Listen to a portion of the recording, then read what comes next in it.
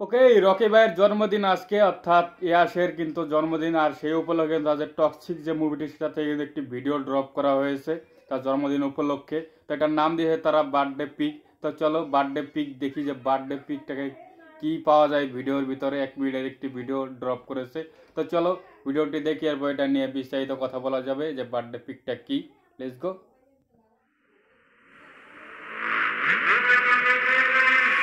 ও, মিউজিকটা দুর্দান্ত প্রথমে।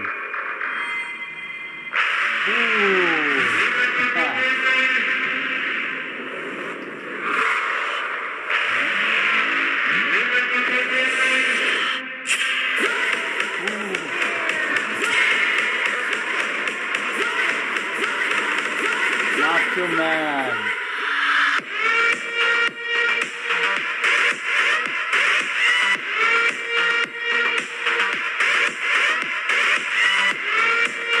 They're gonna damage clips nahi.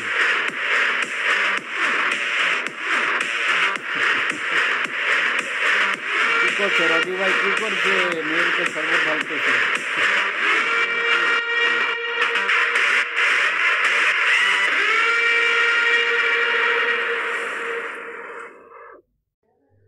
তাহলে এই ছিল টক্সিক মুভির ইয়াসের যেই নেক্সট যে প্রজেক্ট টক্সিক, তো সেই মুভির থেকে একটি গ্লিমস। আর তারা নাম দিয়েছে এটা হলো বার্থডে পিক। তো বার্থডে পিকটি কিন্তু যদি বলি সেই হিসেবে কিন্তু এটা কিন্তু যে গানের যে টিজারগুলো থাকে তো সেরকম স্টাইলের আর কি ডিজাইন করে ড্রপ করা হয়েছে। এটা কিন্তু কোনো মুভির থেকে কোনো সিন নয়, এটা আলাদা হয়তো শ্যুট করে এটা বার্থডে হিসাবে এটা ড্রপ করা হয়েছে।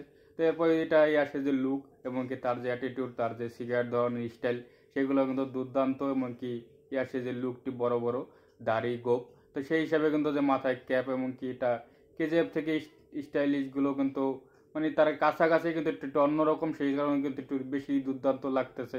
এটার ভিতরে যে তার যে লুক সেটা কিন্তু একটি ইংলিশ ভাইব চলে আসে।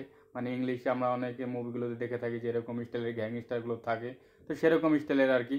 আর এখানে কিন্তু বারে যে দেখানো হচ্ছে যে মদ মেয়ে মানে ড্রাগস এরকম টাইপের আর কি লুক অ্যান্ড ফিল দেওয়া হয়েছে। বোঝা যাচ্ছে যে মুভিতে এরকম কিছু টাইপেরই গল্প থাকবে।